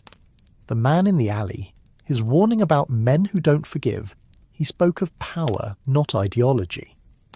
We're dealing with a syndicate, one that uses the Erindor to move something valuable, something worth killing for." He turns to Carver, his eyes sharp, though his voice remains soft, almost soothing. "Mr. Carver, you mentioned a safe in Harrow's office. Describe it." Carver frowns, his fingers twisting together, the skin red from the pressure. The air in the room feels colder now, the fire's warmth fading, and he pulls his coat closer, the wool still carrying the damp scent of the fog. "It's a heavy thing," he says, "iron with a combination lock, about 3 feet high, set into the wall behind his desk. He kept important contracts in it," he said, "but I never saw inside. Only he had the combination, and he was careful, always checked the room was empty before opening it." Holmes nods, his fingers drumming a soft rhythm on the desk, the sound like a heartbeat in the stillness. "Then that safety is our next step. If Harrow was hiding something, it's there. We'll return to the office at first light. Discretion will serve us better than another night chase." He glances at Watson, a silent question in his eyes, and Watson nods, understanding the unspoken plan. "You're sure about this, Holmes?" Watson asks, his voice low, the weight of the night settling over him. "If this syndicate is as dangerous as you say, we're stirring a hornet's nest, and Carver, he's no soldier, he's in over his head." Holmes's gaze softens, though his resolve remains. He is Watson, but so are we all in our way. The difference is we know how to navigate the storm. He turns to Carver, who looks small and fragile in the firelight. Rest now, Mr. Carver. You're safe here under our roof. Mrs. Hudson will show you to your room. Carver nods, his shoulders sagging with exhaustion, and rises, his movements slow, as if the weight of the night has settled into his bones. Mrs. Hudson's footsteps echo from the hall, her voice a soft murmur as she leads him away, the scent of chamomile trailing in her wake. The door closes behind them, leaving Holmes and Watson alone, the room quiet save for the faint crackle of the fire and the distant hum of the city beyond. Watson sinks back into his chair, his hand brushing the revolver now resting on the side table, its metal cool and familiar. "This feels bigger than we expected, Holmes," he says, his voice heavy with the weight of experience.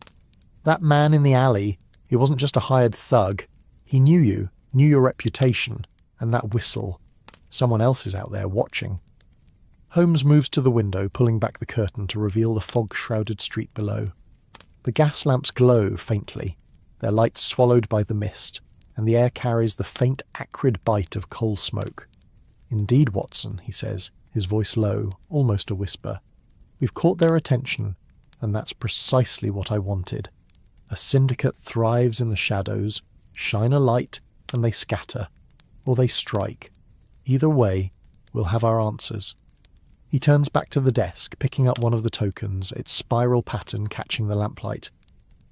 "These tokens," he says, "they're not mere markers. They're a currency of trust, a way to identify those within the syndicate. The errand door is their conduit, but the key, it's the heart of it. It unlocks something more than a crate, Watson. A safe, a vault, perhaps even a secret held by men who'd kill to keep it." Watson leans forward, his eyes narrowing. "Then we need to find that safe before they do. But Holmes, if they're watching us, they'll know we're coming. The docks, the office, it's a trap waiting for spring." Holmes's smile is sharp, a blade in the firelight.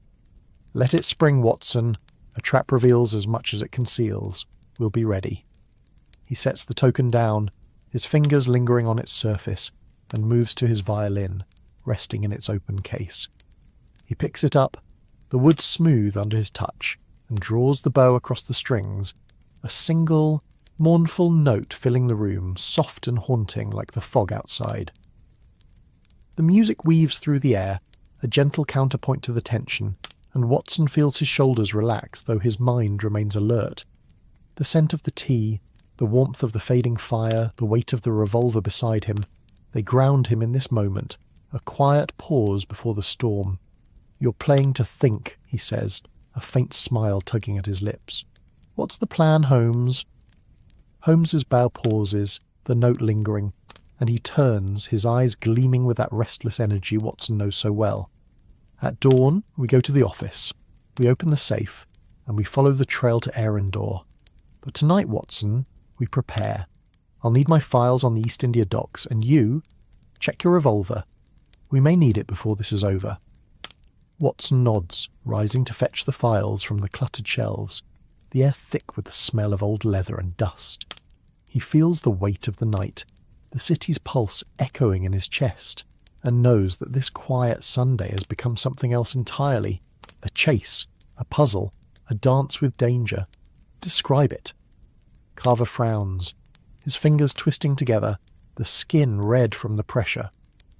The air in the room feels colder now, the fire's warmth fading, and he pulls his coat closer, the wool still carrying the damp scent of the fog. "It's a heavy thing," he says, "iron with a combination lock, about 3 feet high, set into the wall behind his desk. He kept important contracts in it," he said, "but I never saw inside. Only he had the combination, and he was careful, always checked the room was empty before opening it."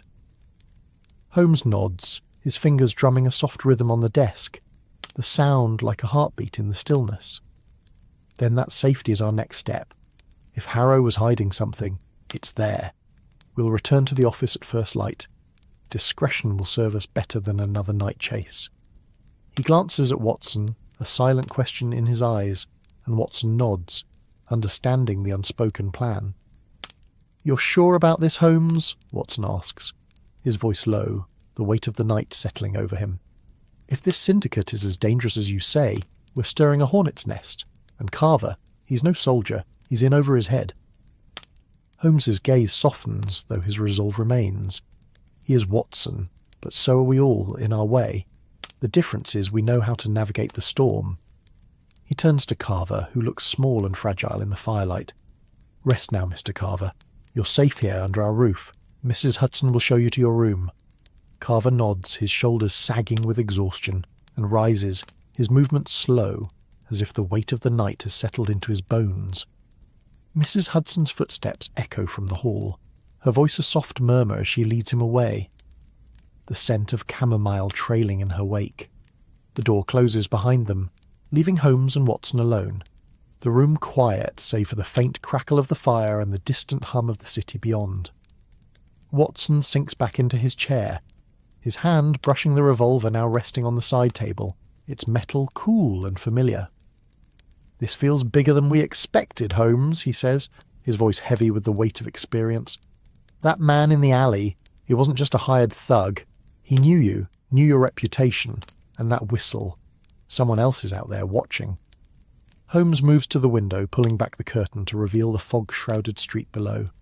The gas lamps glow faintly, their light swallowed by the mist, and the air carries the faint acrid bite of coal smoke.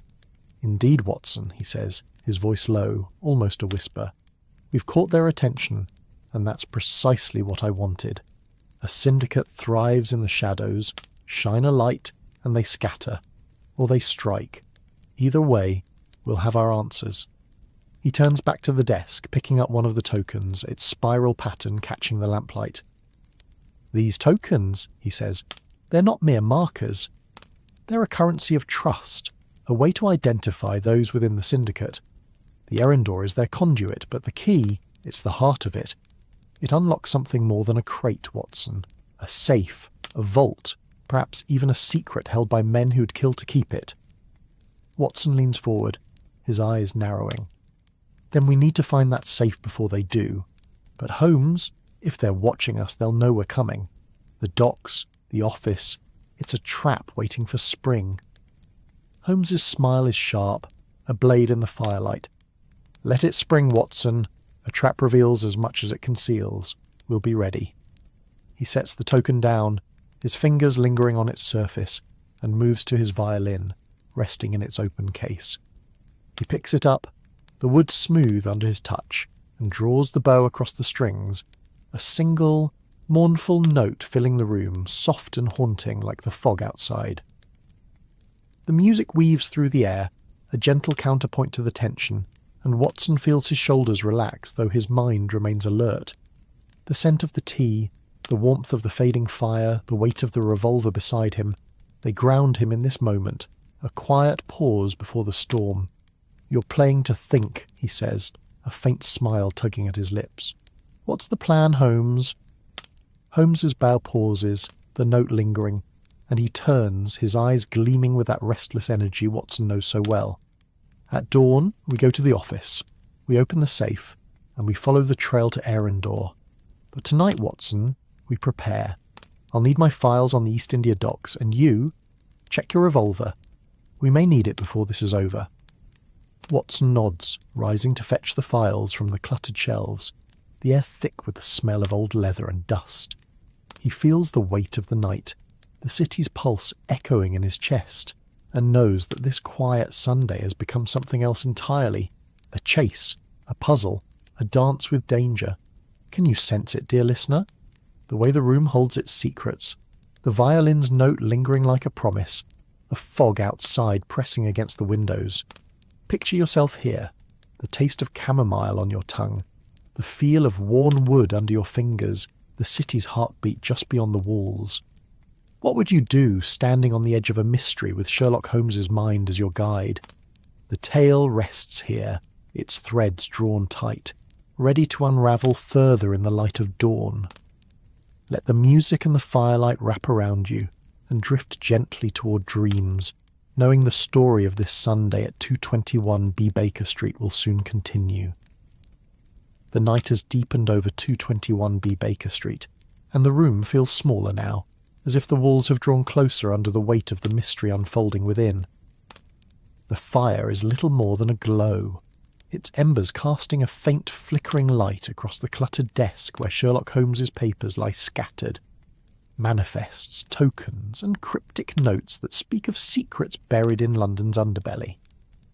The air holds the faint, comforting scent of chamomile tea, now cold in its cups, mingling with the sharper notes of old ink, dust, and the ever-present trace of Holmes's pipe tobacco, its sweetness softened by the damp chill seeping through the window.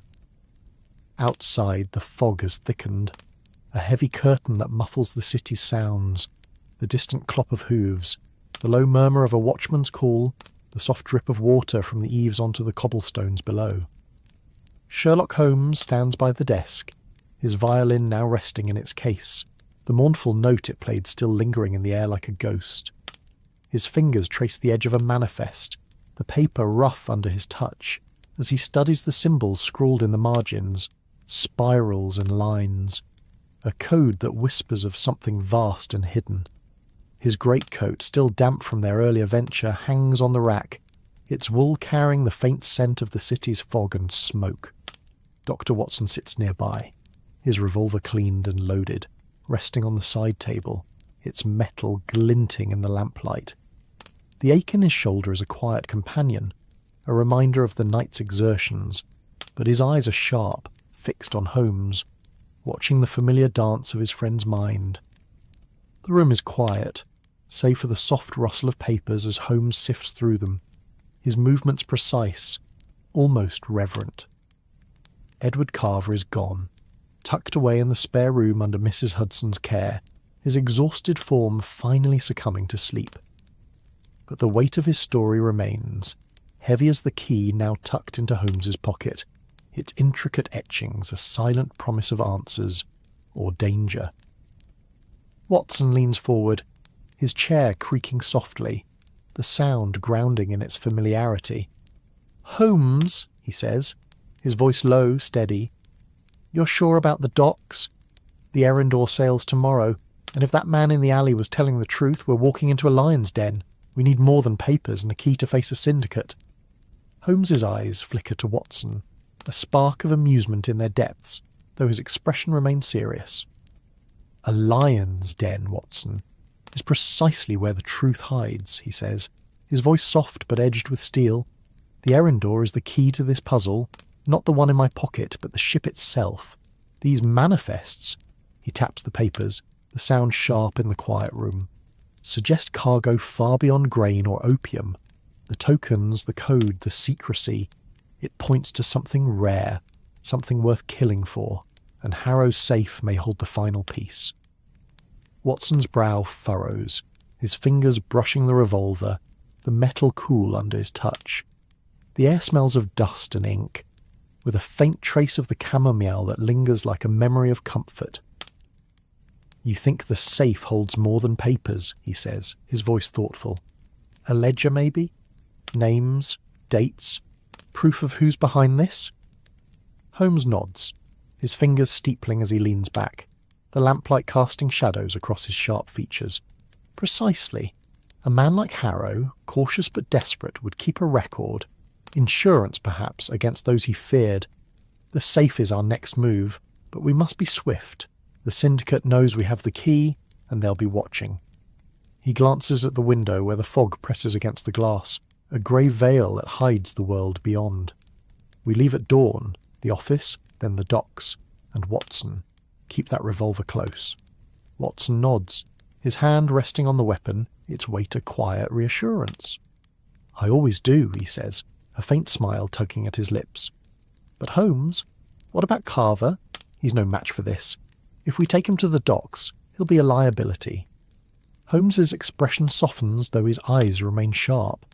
"He stays here, under Mrs. Hudson's watchful eye. He played his part, brought us the key, the papers. The rest is ours to unravel."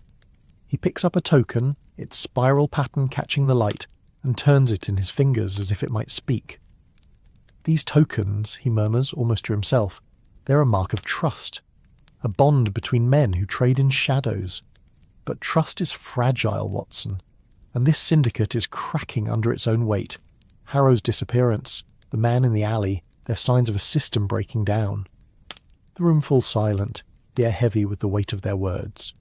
Watson feels the city beyond the walls, its pulse faint but relentless, a reminder that London never truly sleeps. The fog outside is a living thing curling through the streets, carrying the sense of coal, damp stone and the faint sour bite of the Thames. Can you imagine it, dear listener? Sitting in this room, the lamplight warm against your skin, the taste of cold tea lingering on your tongue, the faint creak of the floorboards underfoot. Picture the weight of a mystery in your hands, the city's heartbeat echoing in your chest, the promise of danger just beyond the door. What would you do, caught in the quiet before the storm with Sherlock Holmes's mind as your guide? Holmes rises, crossing to the window, his boots silent on the rug. He pulls back the curtain, peering into the fog, his eyes scanning for any sign of movement. The street below is empty, save for a lone cat slinking through the shadows, its eyes glinting in the gaslight. "They're out there," he says, his voice low, almost a whisper. "Watching. Waiting. But they've underestimated us, Watson. They always do." Watson stands, stretching his shoulders, the ache of a familiar companion. He moves to the desk, picking up one of the manifests, his eyes tracing the cryptic symbols. "These codes," he says, "they're like nothing we've seen before. Not military, not Masonic. Something older, maybe. Could they be tied to the docks themselves? A guild, perhaps, or a smuggling ring with roots deeper than we thought?" Holmes turns, his eyes gleaming with that restless energy that surfaces when a puzzle begins to take shape. "A fine theory, Watson," he says, "and not far from the truth. The docks are London's lifeblood, but they're also its shadow, a place where goods and secrets flow freely, unchecked by law or conscience. The Erindor is no ordinary ship, and these tokens suggest a network that spans beyond our shores, but the safe will tell us more. At dawn, we move." The night stretches on, the room growing colder as the fire dies. Watson adds a log, the wood crackling as it catches, sending a brief flare of warmth through the air.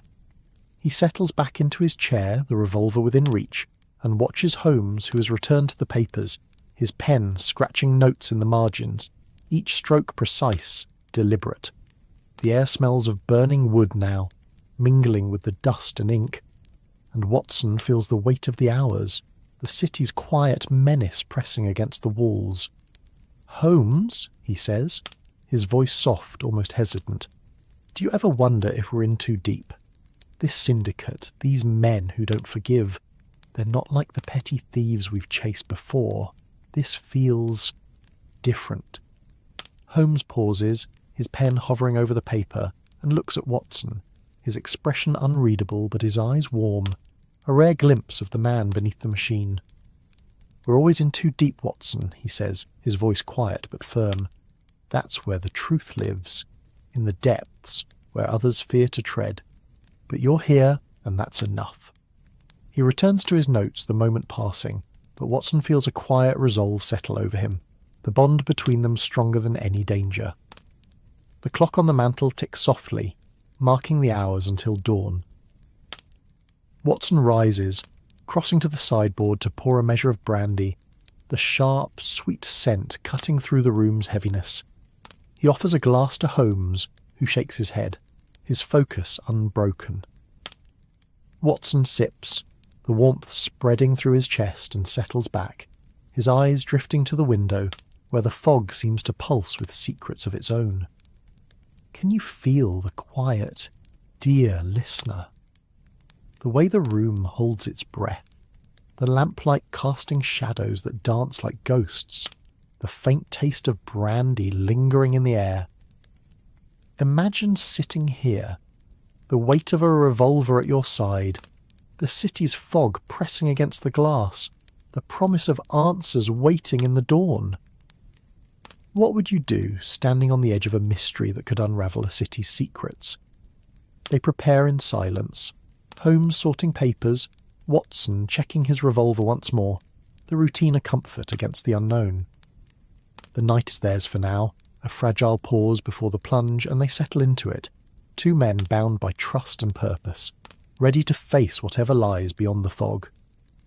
The first light of dawn creeps through the fog over London, a pale, reluctant glow that barely pierces the heavy mist clinging to Baker Street. Inside 221B, the air is still, thick with the faint lingering sense of chamomile tea, now cold in its cups, and the acrid bite of Sherlock Holmes's chemical experiments, abandoned on the cluttered table. The fire has long since died, leaving the room cool, the embers a faint memory of warmth. The papers from Edward Carver's mysterious crate remain spread across Holmes's desk, their cryptic symbols and altered manifests illuminated by the soft light of a single brass lamp, its glow casting long shadows across the worn rug. The leather pouch of tokens sits beside them, each spiral-etched piece glinting like a promise or a threat. Sherlock Holmes stands by the window, his silhouette sharp against the grey light, his greatcoat already on, the damp wool carrying the faint scent of last night's fog. His fingers brush the key in his pocket, its cold metal a constant reminder of the puzzle that has consumed this once quiet Sunday. Dr. Watson, his revolver tucked into his waistband, adjusts his coat, the fabric heavy with the city's damp, and checks his watch, the soft tick a steady counterpoint to the silence. His shoulder aches, the old wound protesting the early hour, but his eyes are clear, his resolve unshaken. Edward Carver remains in the spare room, left under Mrs. Hudson's care, his part in this morning's venture deemed too dangerous by Holmes's quiet command. The room feels alive with anticipation, the air charged with the weight of what lies ahead. Outside, the city stirs slowly, the distant clatter of a milk cart and the low call of a street vendor cutting through the fog. The cobblestones glisten with dew, their slick surface catching the faint light, and the air smells of wet stone, coal smoke, and the faint sour tang of the Thames carried on the morning breeze. This is London at its rawest, a city waking to another day of struggle and secrets, where the line between order and chaos is as thin as the fog itself. Holmes turns from the window, his eyes gleaming with that relentless focus Watson knows so well. "The hour is upon us, Watson," he says, his voice low, almost hypnotic, like a whisper meant to soothe yet laced with steel. "The office first, then the docks. Harrow's safe holds the key to this, not the one in my pocket, but the truth behind his fear. We move quickly, quietly. The syndicate will be watching." Watson nods, his hand brushing the revolver, its weight a familiar comfort. The air smells of dust and old leather, with a faint trace of the brandy he sipped last night, its warmth a distant memory. "And if they're waiting for us," he asks, his voice steady but heavy with the weight of experience. "That man in the alley, he wasn't alone. That whistle proved it. We're walking into their territory, Holmes." Holmes's lips curve into a faint smile, the kind that appears when the game is truly afoot. "Then we shall play on their board, Watson, but by our rules." He picks up the leather pouch, slipping it into his coat, and gathers a few key papers, folding them carefully into an inner pocket. The safe will tell us what Harrow was hiding, names perhaps, or proof of the syndicate's reach, and the errand door, it sails at noon. We have little time. They step into the hall, the floorboards creaking softly under their boots, and descend the stairs, the air growing cooler as they leave the warmth of the room behind. Mrs. Hudson's kitchen sends up a faint scent of baking bread, a small comfort against the morning's chill, but they move past it, stepping out into the fog. The street is quiet save for the soft scuff of their footsteps and the occasional drip of water from the eaves. The gas lamps, still burning from the night, cast feeble halos, their light swallowed by the mist, and the air feels heavy, alive with the city's hidden pulse. Can you picture it, dear listener? The fog curling around you, cold and damp against your skin, the faint taste of coal dust on your tongue, the sound of your own breath loud in the stillness. Imagine walking these streets, the weight of a revolver at your side, the city's secrets pressing close, a man like Sherlock Holmes leading you into the unknown. What would you feel, stepping into a world where every shadow holds a clue, every silence a warning? They move swiftly through the streets, the fog parting reluctantly before them, toward Threadneedle Street and Harrow's office. The city is waking now, its sounds growing sharper. A vendor's cry, the clatter of shutters opening, the low rumble of a cart. The air smells of tar and wet wool, with a faint sweetness from a baker's shop they pass, its warmth a fleeting temptation. Holmes's stride is purposeful, his eyes scanning every doorway, every alley, his mind a map of possibilities. Watson keeps pace, his limp barely noticeable today, his senses alert, the soldier in him ready for whatever lies ahead. The office looms ahead, its brick facade grimmer in the daylight, the peeling sign a silent testament to neglect. Holmes tests the door, finding it still unlocked from their midnight visit, and they slip inside, the air stale with the scent of old paper and ink. The clerk's room is as they left it, desks buried under ledgers, the gas lamp hanging silent overhead. Holmes moves to the door of Harrow's private office, his tools already in hand, the metal cool against his fingers. The lock gives way with a soft click, and they step inside, the air colder here, heavy with the mustiness of disuse. Harrow's office is small, dominated by a heavy oak desk, its surface cluttered with papers, and a single, unlit candle, his wax pooled and hardened. Behind the desk, set into the wall, is the safe carver described. Iron, solid, its combination lock gleaming faintly in the dim light filtering through a grimy window. Holmes kneels before it, his fingers brushing the dial, his ear close to the metal as he listens for the telltale clicks of the mechanism. Watson stands guard, his revolver drawn, his eyes on the door, the faint creak of the building settling around them a constant reminder of their vulnerability. "Any luck?" Watson whispers, his voice low, the air thick with tension. The room smells of dust and old wood, with a faint metallic tang that could be the safe or something less innocent. Holmes doesn't answer immediately, his focus absolute, his fingers moving with the precision of a surgeon.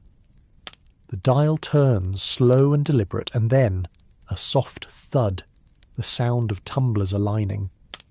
The safe door swings open, revealing a small, crowded interior. Inside, a leather-bound ledger, its pages yellowed, sits beside a bundle of letters tied with a ribbon, their wax seals broken but still bearing the faint imprint of a spiral symbol. Holmes lifts the ledger, his eyes scanning the entries, his expression unreadable but his fingers tightening slightly on the binding. "Names," he murmurs, "dates, payments." A record of transactions, but not for grain or opium. These are for artefacts. Rare, likely stolen, moved through the errand door to buyers across the continent. He opens the bundle of letters, scanning them quickly. And this, correspondence with a man named Krieger. Prussian, by the tone, and likely our friend with the red scarf. Harrow was their intermediary, but he tried to break free. That's why he's gone. Watson steps closer, his revolver still in hand, the air growing heavier with each revelation. "Artifacts?" he says, his voice low, incredulous. "You mean relics? Statues? Jewellery? That sort of thing? Why would a shipping clerk be involved in that?" Holmes's eyes gleam, a spark of triumph in their depths. "Because artifacts carry more than value, Watson. They carry power, provenance, history, secrets. The syndicate trades in what men will kill for, and Harrow was their weak link. He kept this ledger as insurance, but it sealed his fate." He tucks the ledger and letters into his coat, his movement swift, and closes the safe, the door shutting with a heavy thud. A sound from outside, a sharp scuff of boots on the pavement, cuts through the silence. Watson spins, his revolver raised, his heart pounding. Holmes's hand shoots up, signalling caution, and he moves to the window, peering through the grimy glass. The fog is thinner now, the street visible, and there, across the way, a figure stands. A man, tall, with a red scarf, his limp unmistakable. But he's not alone. Two others flank him, their faces obscured, their postures tense like wolves circling prey. "They've found us," Holmes says, his voice calm but urgent. "We leave now, through the back. The docks are our only chance to end this." He moves to the door. Watson closes behind, the air charged with the weight of danger. The ledger and letters feel heavy in Holmes's coat, a burden of truth that could unravel a syndicate or destroy them. They slip out the back, the alley narrow and slick with damp, the air thick with the smell of refuse and tar. The docks are not far, but the city feels alive now, its shadows hiding eyes that watch their every move. Watson's hand stays on his revolver, the metal cold and steady, while Holmes leads, his mind a beacon in the fog, guiding them toward Erindor and the heart of the mystery. Can you feel the pulse of this moment, dear listener? The chill of the alley against your skin, the faint taste of fear and resolve on your tongue, the sound of footsteps echoing in the fog. Imagine running through these streets, the weight of secrets in your pocket, the city's breath pressing close, a man like Sherlock Holmes as your guide. What would you do, racing toward a truth that could change everything? The fog of London's East India Docks is a living thing, curling through the air like breath, heavy with the scent of tar, salt, and the sour tang of the Thames. Dawn has given way to a pale, struggling morning, the sun a faint smear behind the mist, casting the docks in a ghostly half-light. The Erindor looms ahead, its hull a dark silhouette against the water, its mast creaking softly as it sways with the tide. The air is alive with the sounds of the docks, ropes groaning, gulls crying, the low shouts of dock workers muffled by the fog. Sherlock Holmes and Dr. Watson move swiftly through the maze of crates and barrels, their boots silent on the damp planks, the ledger and letters from Harrow's safe tucked securely in Holmes's greatcoat. The key, that small, intricate piece of metal, weighs heavy in his pocket, its spiral etchings a silent promise of resolution, or ruin. Watson's hand rests on his revolver, the metal cool and familiar, his eyes scanning the shadows for the man with the red scarf or his shadowed companions. The air tastes of salt and coal, sharp on his tongue, and the damp seeps through his coat, chilling his skin. His shoulder aches, the old wound protesting the relentless pace, but his resolve is unshaken, the soldier in him awake to the danger that hums in the fog. Holmes leads, his silhouette sharp and purposeful, his mind a beacon in the chaos of the docks. The city feels alive around them, its pulse a mix of labour and secrets, where every creak of a ship's hull could hide a threat. Can you imagine it, dear listener? The fog pressing against you, cold and clammy, the scent of the river filling your lungs, the weight of a mystery pulling you forward. Picture yourself here, the slick planks underfoot, the distant cry of a gull echoing in your ears, the city's heartbeat urging you on. What would you do, standing on the edge of a truth that could unravel a syndicate with Sherlock Holmes as your guide? They reach Erindor, its gangplank a narrow bridge to answers. Holmes pauses, his eyes scanning the deck where a few sailors move in the fog, their figures blurred, their voices low. "The captain's cabin," he murmurs, his voice soft but urgent. "If the key unlocks anything, it's there. Stay close, Watson." He steps onto the gangplank, his boots steady despite the sway, and Watson follows, his revolver drawn but held low, his heart pounding with the weight of the moment. The deck is slick with dew, the air heavy with the smell of rope and brine.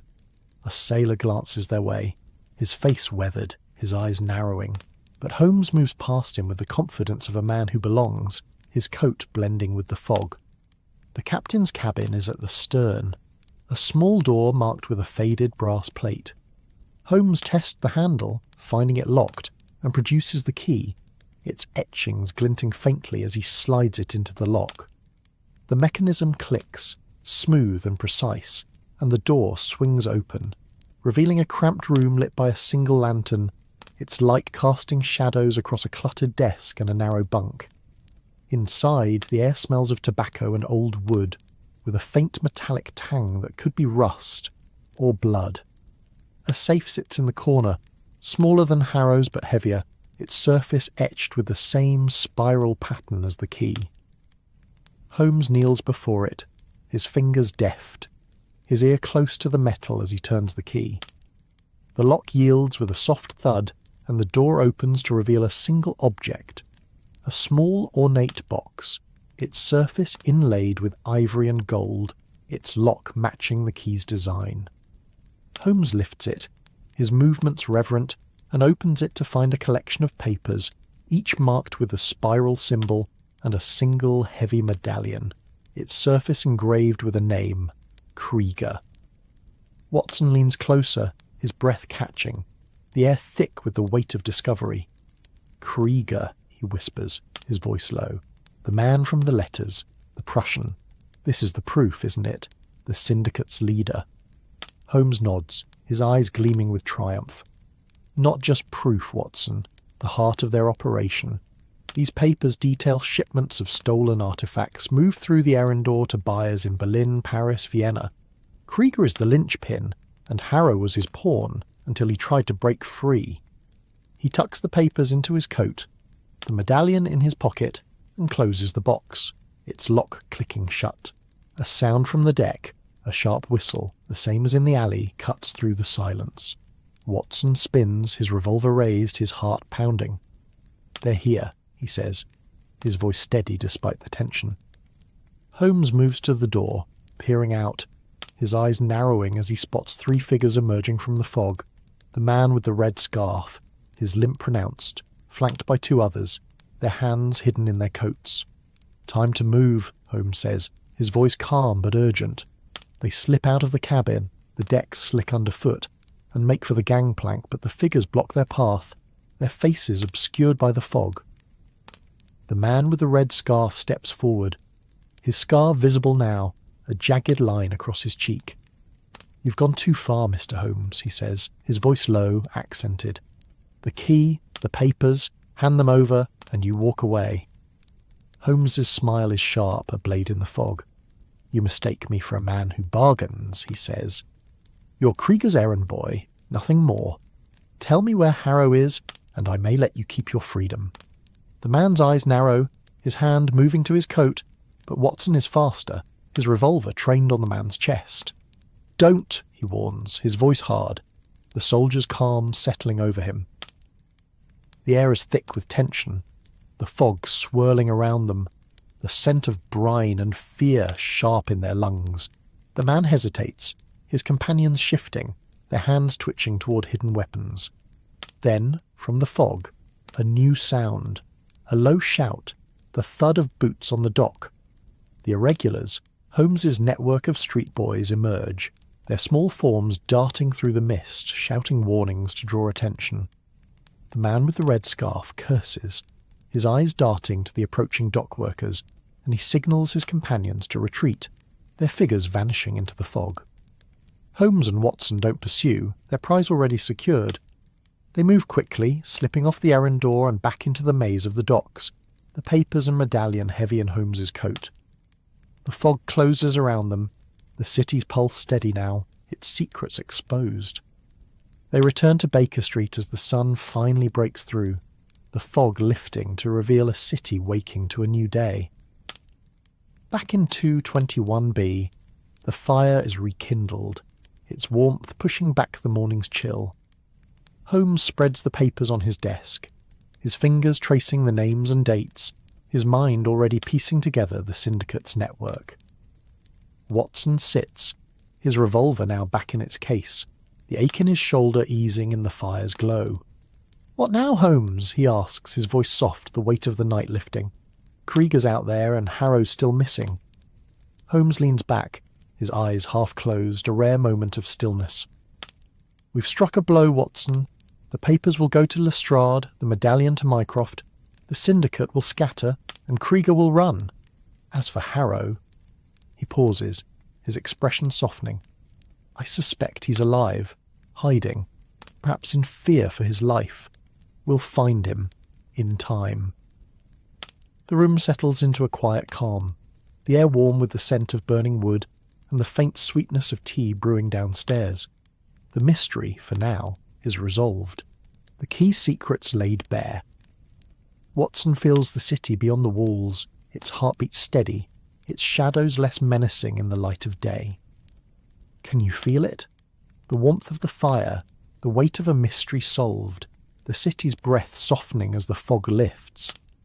Picture yourself here, the the taste of tea on your tongue, the sound of Holmes's pen scratching notes, the promise of a new day waiting outside. What would you do, having walked with Sherlock Holmes through the shadows, emerging into the light? That's our tale tonight, listeners. Share your thoughts, your city, your time zone. Are you with Aiko in Tokyo at dawn? With Omar in Cairo past midnight? With Sophia in Madrid as the sun sets? Or with Ethan in New York at first light? Like this episode, subscribe if you love these shadows. Keep your lanterns lit. Rest well until next time.